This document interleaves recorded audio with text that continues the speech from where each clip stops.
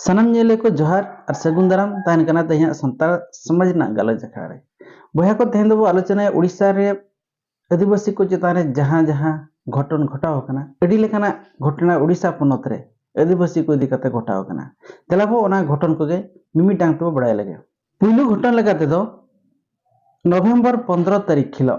उड़ीसा सरकार नय घोषणा किया जे जहां आदिवासी को हासा पामा जमी अण आदिवासी को दिकू को बांग को किरीन दाया कान थान उनको तहिं खन दको किरीन दाया जदि कलेक्टर परमिशन ताहे को नवा किरीन अखरीन रे नवा मिटा 15 तारीख हिलो घोषणा लेन था उड़ीसा पनत सरकार घोषणा ले एखान तिना गांवता को प्रेशर इदी कते सरकार चितान रे प्रेशर इदी कते नवा स्थगित ताहेना और नवा स्थगित लगित दो सुदम मंडी जहां चे उड़ीसा पनत रि राजस्व मंत्री हो कनाय नुई गे नवा दो स्थगित ले ताहे तो स्थगित पछरे चेत रहस्य मेना नहा उड़ीसा में कुकली कथा कना अदो जतखन विचार लेकाना कथा दो नवा जे जहां टीएससी बामा ट्राइबल एडवाइजरी कमिटी जहां को ताहे कना नुकु नवा दो ठुक ले था जे आदिवासी को हासा अखरिङा मेनते मेनखान जुदी मिधौ ठकोइन तायम मेटा जिनिस आरगे चेदा सुदा मंडी उनी मेटांग सांतार गे आदिवासी के उनी चेदा न स्थगित किया जुदी स्थगित गया मेनखान जहां को नवा को ठक ले था तीन जो ठौके बड़ा उनको चेदा बाको विरोध ले ताहें नवा मिट्टा अड़ीसा कुकली कना अदो नवा पिछा रे दो नवा गे ताहें कना रहस्य राष्ट्रपति 20 तारीख नवेम्बर 20 उड़ीसा गस्त रे ताहें कना और ओंडे नेवता पड़ा लेकाते होय दावे नाम ले ताहें नवा मिट्टा कारण कना और दूसरे कारण दो इलेक्शन नवा दरा 2024 ना इलेक्शन हो मिट्टा नवा पिछे रे कारण मेना तो इलेक्शन तायम आदिवासी को हासार ना अवस्था चे ताहेन कना नवा नियल के बकी ताहेना तेसार कथा लगाते दो नवा ओडिसा रे मिट्टी शीतकालीन अधिवेशन चालू लेन ताहेन अदो नवा अधिवेशन रे जतो को बड़ाय का ओडिसा रे जहां तिना हड़ को मेना कटवा जे कोसल राज्य पश्चिम ओडिसा से दो मिट्टा भेगारते अलगते पनत मिट्टा बनाव लगी 15-20 वर्ष आको जोरदार दाबी को चालू का मेनखा ओडेना भाषा दो कोसल भाषा दो कोसल राज्य ना भाषा दो कोसली मेनते को मेता कना जहां ते पश्चिम ओडिसा भाषा मेनते हो मेता कना दो विधानसभा रे 3 राबांग खेप अधिवेशन चालू कना उनजो अंतेनी एमएलए नरसिंह मिश्र नुईगे कोसली लैंग्वेज ते कोसल भाषा ते विधानसभा रे प्रश्न दह लेता है और दह के तायम कोसली भाषा ते अंतरी एमएलए गे नवारना उत्तर एम लेता है मेनखान नोहा नेलते ओडिसा पनत नि एमएलए मोहन चरण माझी जहां चे केउझर विधायक नुई सांताल ते ओंडे कुकली दह लेता है विधानसभा रे अजा मेन लेकाते जेहेतु बेटा कोसली मेटा रीजनल लैंग्वेज कना नोआते विधानसभा रे कुकली पे दह दाया कना सांता मेटा एडी शेड्यूल लैंग्वेज कना नोआते आले चेदा विधानसभा रे कुकली वाले दहल आरे कुकली दहले थेने मेखान नोआ कुकली ना उत्तर दो जवाब दो सांताल मंत्री सुदम मंडी एम ले थेने मेनखान इना तायम जे सांतालते विधानसभा रे प्रश्न कुली रेना अधिकार बाम दो परमिशन दो ओंडेनी बाचस्पति प्रमीणा मलिक बायमाट को था चिकाते मेन के जे विधानसभा रे सांताल खन उड़िया ट्रांसलेटर बचु कते नोआ दो आले नितो बाले परमिशन बाले एमाम कना मेखान नोआ लेकना मिटनां हाड़ा कथा ओडिसा विधानसभा रे जेला कना मुचेद हाड़ा लेकना कथा दो जे जतो को बड़ाय का 20 नवेम्बर हिलो राष्ट्रपति महामहिम राष्ट्रपति Droupadi Murmu Santal all India Santal writer association ना नेवताते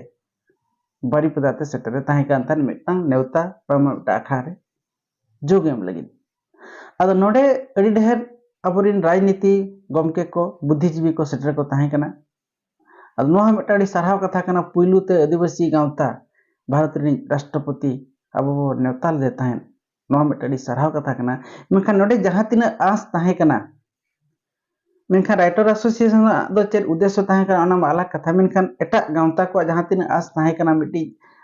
रेंगेज ताहे कना जे राष्ट्रपति हे लेंखान होय त नोआ कथा लेया जे जहां को ऑर्गेनाइजेशन का नुकु को नोआ कथा को मेताया मेनखान उन आस दो नोडे उन कुकमु दो बांग पुरून लेना तो नोआ पीछे रे चेट कारण मेना ओना अलग कथा मेनखान निये दो सरी कथा जे नोडे सरना धर्म पोलम कोड एमो मेनते माय मेनते ना धर्म कथा नोडे रकाब लेन ताहे ओना कार्यकारी बांग कार्यकारी ओना अलग कथा मेनखान राष्ट्रपति नोडे सान्तालते रोड केआय नोहा मिटा अडी गौरवान कथा कना मिटी भारत नि सर्वोच्च नागरिक को सान्तालते रोड तो मेनखान नोडे राष्ट्रपति सान्ताल ते मेन के तेहो ओका करे चो मेन बड़ी के लेका तिने गान गांवता को बुझाइया और आको ठेन खन अडी ढेर आस को दोहले तार एटा गांवता को जे राष्ट्रपति हेज लेनखान आले बखरा नोआ कथा लैया मखान नोआ उपदेश एमुआ नोकाना मिटांग कथा संदेश आड़ागा संदेश पसनावा भारत जाकात रे वर्ल्ड रे नोकाना मिटांग आस ताहे कना मेखान नोआ आस बांग पुरून लेना जस्ती कते सेंगेल अभियान आदिवासी सेंगेल अभियान नोआ इदी कते 30 नवंबर हिलो आको मिटा कॉन्फ्रेंस को दोहले ताहे और कॉन्फ्रेंस रे सांबादिक को सला नोआ इदी कते आलोचना को हुई लेन ताहे जे चेत आले आस ताले ताहे कना राष्ट्रपति ठेन खन चे राइटर एसोसिएशन ठेन खन चिकते जहां तिना सावता रे हर मेना को जतो खन पावर दो नुकु राइटर एसोसिएशन बामा राइटर संघर ना पावर मेना चिकते जहां को पोतप को वाला जहां लेका को लिया ओना गे जुगे जुगे ताहे को आदो नोडे राइटर एसोसिएशन जुदी मिटी जेनेरेशन को मिटी सभ्यता रेना जतो लेकना जिनिस बाको तुरुम कते बांको ओला जतो लेकना जिनिस रेना जतो लेकना जिनिस रेना नैके और कैके बांग तुले पहिले कते को ओला एनखान आको मिट पास्टा सेट गे नोआ दो लाहा लेका नेलोआ माने मिटटांग मिट होड़ा फेवर रेगे मिट पास्टा रिन सावता रेना फेवर रेगे चला लेका बुझु कना ओनाते सिंगल अभियान बारीपदा रेना कॉन्फ्रेंस रे 30 तारीख का कॉन्फ्रेंस रे पोस्ट सही लई का और नोआ सोशल मीडिया रे हो प्रिंट मीडिया रे हो नेलो कना आदो नोडे जखन सिंगल अभियान नि राष्ट्रीय अध्यक्ष सालखान मुर्मू सांबादिक को सला आलोचना बड़ा रेना तिने गान रपड़ नोडे खन नोआ बड़ायो कना जे नुई मिट्टी अनकान मिट्टी नेता कनाय जहां चे सांताल को बाम आदिवासी को अवस्था आदिवासी को